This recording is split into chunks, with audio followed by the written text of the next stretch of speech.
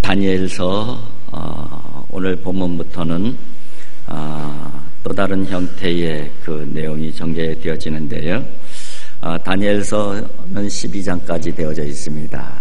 그런데 앞으로 다뤘던 1장부터 6장까지는 다니엘과 그의 세 친구, 어떻게 보면은 신앙의 영웅들 중심으로, 신앙 영웅담 중심으로 진행이 되어지고 있습니다.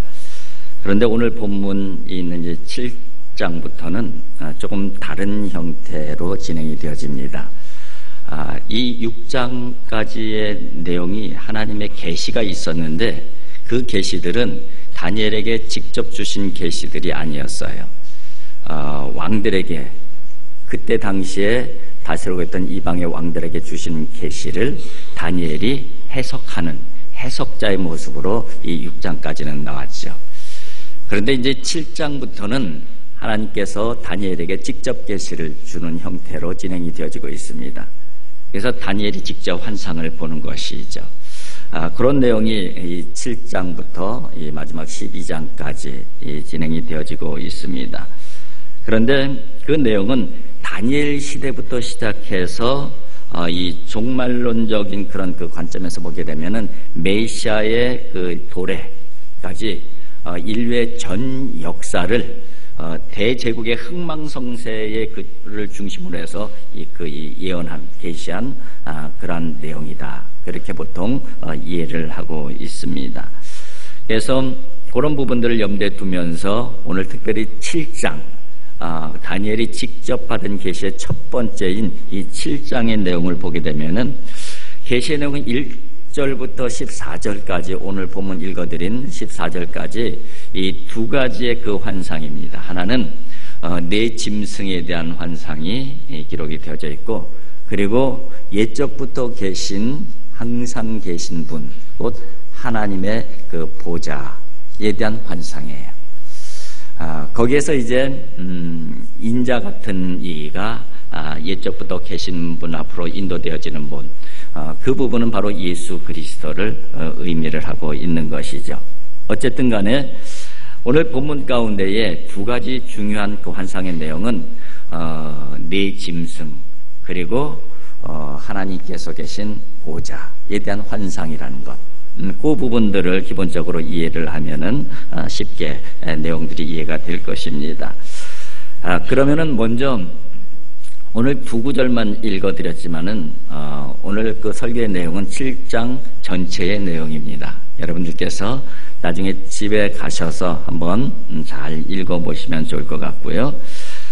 그래서 오늘 그 본문에 나오는 이 앞부분 1장부터 쭉 나오는 네 짐승에 대한 이해가 먼저 필요를 하는데, 7장에 나오는 네 짐승은 그 네 나라를 의미한다고 바로 15절부터 이어진 내용을 보게 되면은 언급을 하고 있어요. 그 나라들이 어떤 나라인지 구체적으로 언급은 되어지지 않지만은 이 그 네 나라라는 것은 언급이 되어져 있습니다. 그럼 그 나라가 어떤 나라들이냐 하는 부분들에 대한 해석이 필요하겠죠. 그리고 이 부분을 해석을 하는데 다니엘서 2장에 보게 되면은 느부갓네살 왕이 그 꿈을 꾸고 해석해내지 못한 부분을 다니엘이 해석해내는 그 부분 중에서 큰 신상에 대한 그 꿈을 꾸잖아요. 그래서 이 머리는 금으로 되고 가슴은 은으로 되고 배는 노수로 되고 뭐 다리는 이 쇠로 된 그 큰 신상을 보잖아요.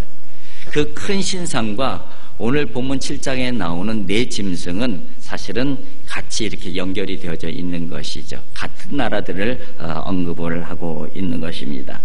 그래서 결론부터 말씀을 드리게 되면은 보통 여러 가지 그 해석이 있어. 좀 자유주의적인 그 신학자들하고 전통적인 해석하고 약간의 차이는 있지만은 거의 뭐 대등소이하게 그렇게 얘기를 하고 있습니다.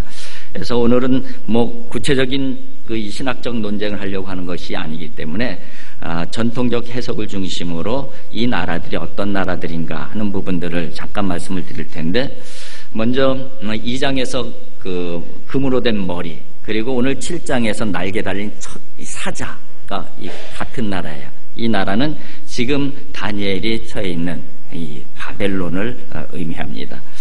그리고 또 은가슴, 큰 신상에서 은가슴, 그리고 오늘 7장에 나와 있는 이 곰 같은 짐승이 나오는데 그 곰 같은 짐승은 메대와 파사, 그 파사 제국을 의미하는 것이죠. 그리고 이제 금신상에서는 이 놋배, 그리고 오늘 7장에서는 표범 같은 짐승이 나오는데 그것이 바로 그리스, 헬라를 의미합니다. 그리고 이제 그 다리, 철이죠. 그리고 오늘 본문 7장 가운데서는 네 번째 짐승으로 되어져 있는데 10뿔 달린 짐승, 그리고 이가 쇠로 되어 있는 그런 이 짐승이에요. 그런데 그 짐승은 바로 로마를 상징한다. 보통 그렇게 신학자들은 해석을 하고 있습니다. 그래서 이 네 번째 짐승이 이제 중요한데, 이 네 번째 짐승이 왜 중요하냐면 10뿔 달렸는데, 이 10뿔이라는 것은 이 짐승이 다스리고 있는, 곧 로마가 다스리고 있는, 이 통치하고 있는 각 나라야 또는 통치자들을 의미한다, 그렇게 해석을 하고요. 그 중에서 이 특별한 그 작은 뿔이 또 하나 등장을 하게 되는데, 그 작은 뿔, 이 부분을 로마의 황제, 특히 박해를 하는 황제들을 염두에 두고 있다고, 칼빈이나 개혁자들, 또 개혁자들 가운데서는 그 10뿔 중에서 특별한 작은 뿔 하나를 또 적그리스도로 해서 이 종말론하고 연결을 시키고 있습니다. 그런가 하면은 좀 진보적인 분들은 이 네 번째 짐승이 헬라 제국으로 그렇게 이해를 해요. 그래서 헬라 제국이 이 알렉산더 대왕 이후에 나눠지잖아요. 나눠지면서 거기에 한 사람인 에피파네스가 이 예루살렘 성을 쳐들어와 갖고 완전히 이 초토화를 시키거든요. 그래서 이 안티오쿠스 에피파네스, 이게 여기에 나오는 이 작은 뿔, 곧 적그리스도의 모습이다, 또 그렇게 이야기를 하기도 합니다. 그래, 이런 부분들을 오늘 본문을 이해하는데 조금 도움이 되라고 빠르게 간단하게 먼저 설명을 드렸는데, 먼저 여기서 한번 정리를 해본다면은, 사실은 이 본문을 통해서 말씀하시는 것이 뭐냐, 하나님께서 말씀하시고자 하는 것이 무엇일까 하는 부분이죠. 사실은 이 나와 있는 그 상징들이 어떤 나라이냐, 이 네 짐승이 로마 제국이냐 헬라 제국이냐, 아니면 10뿔이 어떤 나라드냐, 작은 뿔은 로마의 황제냐, 아니면 안티오코스 에피파네스냐, 아니면 적그리스도냐, 이것도 중요하지만은 진짜 중요한 내용은 왜 하나님께서 다니엘에게 이 계시를 보여주셨어요. 인류의 모든 역사의 진정한 통치자는 하나님이시라는 걸 보여주는 거예요. 하나님의 손 안에 다 있다, 하나님의 통치 아래 다 있다 하는 부분들을 보여주는 것이죠. 그리고 또 하나 중요한 부분들은, 그래서 이 세상 나라들은 결국 적그리스도들이 지배하는 이 세상 나라들은 결국 마지막 심판 때에 정리가 되어지고 영원한 하나님의 나라가 임할 것이라는 것을 말씀하고 있는 것이죠. 그래서 이 환상의 내용은 아주 중요한 두 가지 부분입니다. 하나는 이 모든 역사의 통치자는 하나님이시다. 그리고 영원한 나라는 반드시 다가온다. 이것이 바로 핵심 메시지예요. 왜냐하면 당시에 하나님의 백성인 유대인들이 어떤 상황이었어요? 지금 바벨론 통치 아래에 있었잖아요. 포로로 잡혀간 상황 가운데 있어요. 특별히 오늘 본문 말씀 7장 1절에 보게 되면은 이 벨사살 왕 원년이라고 기록이 되어져 있습니다. 그런데 바벨론 왕 중에서 이 벨사살 왕이 유대인들을 가장 힘들고 잔악하게 박해했던 대표적인 왕이에요. 그러니까 하나님의 백성이 유대인들의 입장에서 보면은 빨리 이 바벨론이 망해야 돼. 그리고 이 벨사살이 빨리 죽어 없어져야지 이제 새로운 세대가 오고 희망이 생기는 거예요. 그런 상황 가운데 있는 것이죠. 그런데 진짜 그런 날이 온 거예요. 이 벨사살이 죽잖아요. 암살당해서. 그리고 이제 메대와 파사 연합군이 지배를 하게 되는 거 아닙니까? 그러면서 귀한 영이 떨어져요. 그래서 1차 귀환, 2차 귀환, 3차 귀환의 역사가 시작이 되어지는 것이고, 그래서 희망이 부풀게 되는 것이죠. 그러나 여기에서는 이 계시 가운데, 이 묵시 가운데 보여주는 것은 사실은 이 세상 가운데 희망의 역사를 말씀하는 것이 아니에요. 전체적인 역사를 말씀하는 거거든요. 이 전체적인 역사의 관점에서 보게 되면은 이 세상은 더 나은 세상에 오지 않는다는 거예요. 생각을 해보세요. 바벨론이 무너지면 새로운 희망이 우리들에게 생길 거야. 벨사살이 죽으면은 우리 좀 더 나은 세상이 올 거야. 근데 무너져갖고 잠깐 오는 듯 했었죠. 그러나 그 다음은 누구예요? 그리스, 알렉산더, 안티오쿠스, 에피파네스. 더 참혹한 그 일들이 생기겠네. 그 시대가 지나면 좀 더 나아지겠지. 그래서 그 다음 어떻게 됐어요? 로마 제국이 들었잖아요.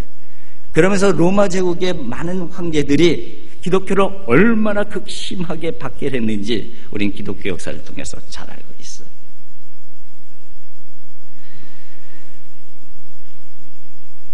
개인사로 보게 되면은 삶의 자리자리 가운데 하나님의 은총들이 있고 하나님께서 복주심이 있고 하나님의 인도하심이 있지만은 묵시를 통해 보여주는 이 세상의 땅은 결코 더 좋아지는 세상이 아니에요. 하나님의 백성의 입장에서 보게 되면 더 힘들고 더 어렵고 더 박해가 심하고 더 악이 만연되고 이런 세상으로 진행되어진다는 것을 이 묵시서를 통해서 보여주는 내용들인 것이죠. 그래요. 갈수록 험악해지고 세상은 갈수록 더 강해지고 악해진다면 우리 하나님의 백성된 우리들의 입장에서 그럼 희망을 어디에 둘 것이냐? 도대체 어떤 희망을 가지고 살아야 되느냐? 이런 부분에 문제가 생기기 시작하는 거예요. 그 부분에 대한 답을 해주는 것이 오늘 본문 말씀이에요. 그래서 어디를 보라는 거예요?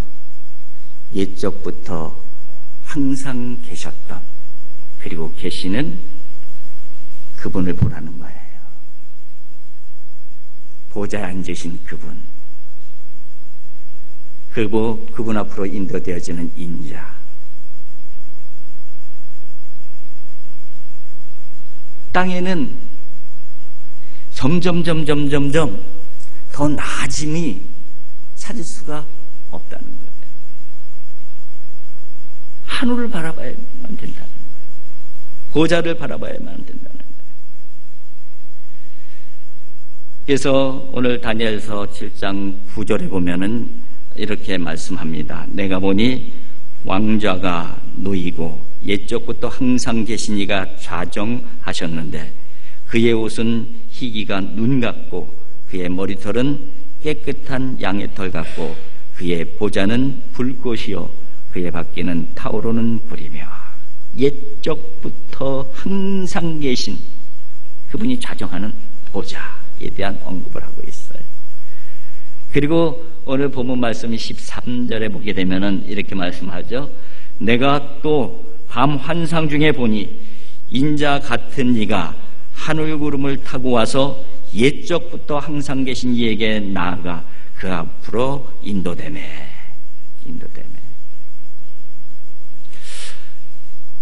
이 다니엘이 본 환상은 요한계시록에서도 요한에게 그래를 또 재현해서 하나님께서 보여주십니다. 요한계시록을 보게 되면 이렇게 구성이 되어져 있어요. 2장, 3장은 소아시아의 7교회에 보내는 편지로 되어져 있잖아요. 그래서 그 교회들이 당하는 어려움들, 핍박들, 그리고 시험들, 유혹들 이런 부분들에 대해서 언급을 하고 있습니다. 그러면서 믿음을 지킬 것을 촉구하는 내용으로 이 2장과 3장이 되어져 있어요. 그리고서 4장으로 넘어가면서 뭐가 보여지냐면 하늘 보좌를 보여주죠. 하늘 보좌. 지금 이 에스겔서와 즉 같은 맥락으로 이 묵시서, 같은 묵시서가 진행되고 있음을 볼 수가 있습니다. 그래요. 천상 예배에 대해서 보여주고 있어요. 보좌에 앉은 시각 어린 양이 계시고, 그리고 거기에 모든 백성들의, 하나님의 백성들의 대표인 24장로가 있고, 그 쓰고 있던 금관들을 벗어서 올려드리면서 찬양을 하는 모습, 그리고 그 짐승들이 하나님께 찬송하고 경배하고 거룩하다, 거룩하다, 거룩하다. 천상의 예배, 천상 보좌의 모습을 보여주고 있어요.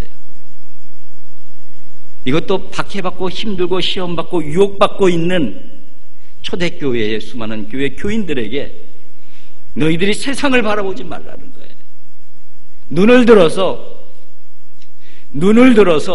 하늘 보좌를 바라보라는 거예요. 영원한 나라를 바라보라는 거예요. 그 메시지가 이 묵시서의 핵심 메시지인 것입니다. 그렇습니다. 우리는 눈으로는 이 세상을 봅니다. 그러나 동시에 믿음으로는 영원한 나라를 바라보고 살아가는 사람이에요. 그게 바로 그리스도인의 정체성이에요. 하나님의 백성들의 정체성이에요.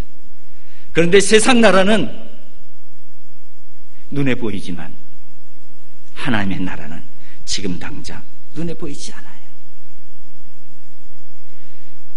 그런데 믿음의 사람들의 역사를 보게 되면은 보이지 않는 것을 바라보면서 살아가는 사람들이에요. 노아가 보이지 않는 그것을 바라봤기 때문에 방주를 지을 수 있었던 것이에요. 아브라함이 보이지 않는 그것을 보았기 때문에 갈 바를 알지 못하고 아버지의 집을 떠날 수 있었던 것이에요. 히브리서의 모세에 대한 기록을 보게 되면은 모세도 보이지 않는 그것을 보았기 때문에 왕궁의 호화 생활을 포기하고 그리스도인과 함께 고난받는 것을 택할 수 있었던 것이지.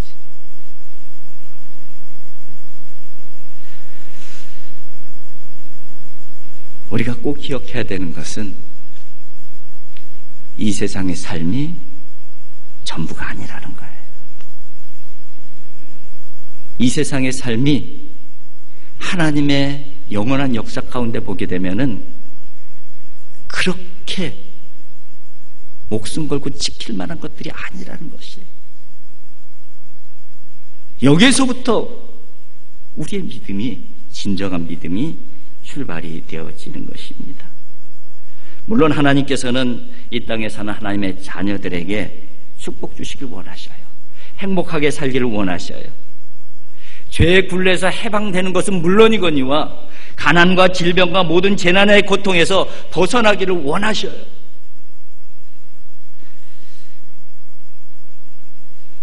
그러나 그것이 전부가 아니라는 거예요. 하나님의 뜻은. 그것을 우리가 알아야 되는 것이죠. 말씀을 드린 대로 묵시서에서 말씀하는 것은 오히려 더 안 좋을 수 있다는 거예요. 오히려 더 힘들어질 수 있다는 거예요. 믿음을 지키기가 더 어려워지고 유혹의 일들이 많고 시험의 일들이 더 얼마든지 많아질 수 있다는 것입니다. 그러게 역사의 큰 흐름 가운데 보게 되면은 세상은 더 나아지지 않는 것이다. 그걸 말씀하는 거예요. 언제까지? 주님께서 이 땅에 오셔서 하나님의 나라가 완성되기까지.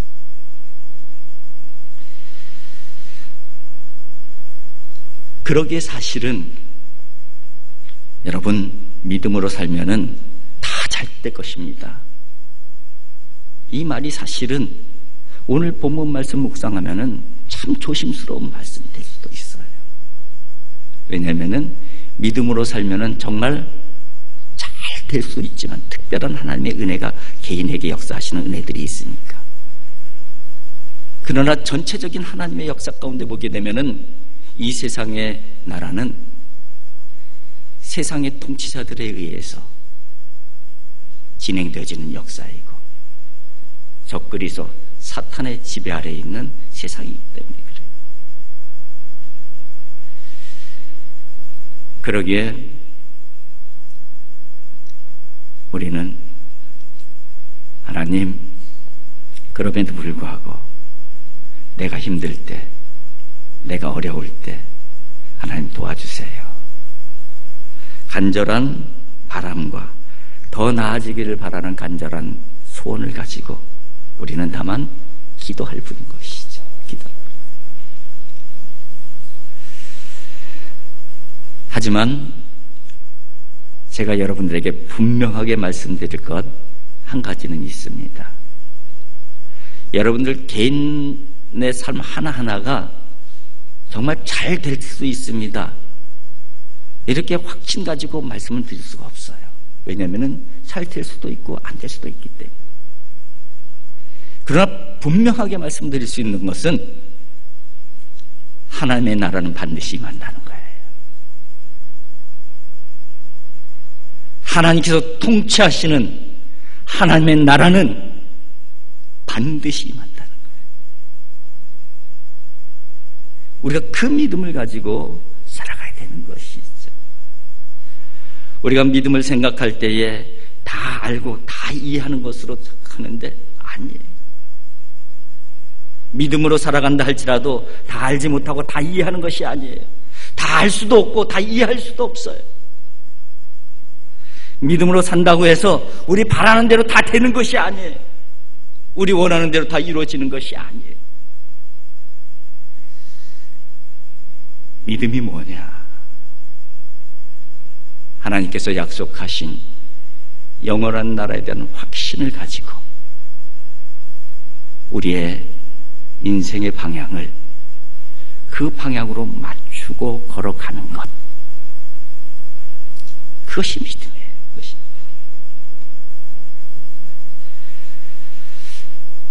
얼마 전에 우리 김동기 목사님께서 저한테 시집을 하나 선물해 주셨어요. 윤동주 시인의 시집입니다. 그래서 제가 그 책상에다 이렇게 놓고 조금 여유 있을 때마다 한두 편씩 이렇게 읽고 있는데, 어제 토요일 날 아침 일찍 나와서 시를 읽고 싶어서 이렇게 펴서 이렇게 몇 편을 봤습니다. 그 중에 마음에 담겨지는 그런 시가 한 편이 있었습니다. 한번 소개해 드릴게요. 제목이 둘 다라는 시입니다. 바다도 푸르고 하늘도 푸르고 바다도 끝없고 하늘도 끝없고 바다에 돌 던지고 하늘에 침 뱉고 바다는 벙글 하늘은 잠잠. 이게 뭔 시야? 이런 생각이 언뜻 들기도 하죠. 이 부분을 제가 굉장히 마음에 와닿아서 생각을 하다가 페이스북에 올렸어요. 올리고서 거기다가 이 댓글을 하나, 제가 이렇게 느낀 댓글을 하나 달았는데, 댓글을 그대로 한번 읽어드릴게요. 좁고 얕은 마음으로 바다를 이해할 수도 하늘을 품을 수도 없기에 때로는 돌을 던지고 침을 뱉으며 포악질을 하며 살아가지만 때로는 위로하시고 때로는 침묵으로 기다려주시는 그분이 계시기에 마음을 다잡으며 또한 고개를 넘어가는 이들이 있다. 그렇습니다. 다 이해할 수 없고 다 품을 수 없어요. 그러기에 우리가 포악 가운데 노출되어질 수도 있는 것이죠. 때로는 돌을 던지며 때로는 침을 뱉으며 이런 포악함이 우리들에게 나타날 수가 있어요. 어쩌면 세상은 그렇게 흘러가는 거예요. 그렇게 흘러가는 거예요. 그러나 그럼에도 불구하고 하나님께서는 세상을 바라보면서 한편으로는 하나님의 사람들에게 방긋 웃어주시기도 하시고 또 묵묵히 침묵으로 기다려주시기도 하시는 것이죠. 우리의 믿음의 근거는 이 땅이 아닙니다. 우리의 믿음의 근거는 이 세상이 아니에요. 우리의 믿음의 근거는 하나님 나라예요. 우리의 믿음의 근거는 하나님께서 통치하신다. 하나님의 통치에 있다는 것입니다. 어제도 계시고 또 오늘도 계신, 옛적부터 항상 계신 그분께, 그래서 우리의 삶을 그분의 장중에 맡겨드려야 되는 거예요. 그러면 그분께서 그분의 선하신 뜻대로 우리를 세우시고 사용해 가시는 것이죠. 하나님의 나라는 그렇게 이루어져 가는 것입니다. 저와 여러분들이 그 하나님 나라, 하나님께서 완성해 가신 하나님 나라의 주인공, 주역들이 꼭 될 수 있기를 주님의 이름으로 축복을 드립니다. 기도하겠습니다. 사랑의 아버지 하나님, 감사합니다. 세상을 바라보면은 믿음의 사람으로, 하나님의 백성으로 세상을 바라보면은 세상은 점점 강해지고 점점 악해지고 믿음대로 살기가 너무나도 힘들어지고 유혹과 시험을 견디기가 너무나도 고통스러운 그런 세상으로 흘러가고 있습니다. 하나님, 그런 세상을 바라보지 않게 해주시고 그런 땅에 매몰되어지지 않게 해주시옵시고 눈을 들어 하늘 보좌를 바라보게 해주시옵소서. 영원한 나라를 바라보게 해주시옵소서. 그리고 우리의 삶을, 우리의 인생을 하나님의 장중에 올려드리는 믿음의 사람으로 살아갈 수 있도록 인도하여 주시옵소서. 예수님의 거룩하신 이름으로 기도하옵나이다. 아멘.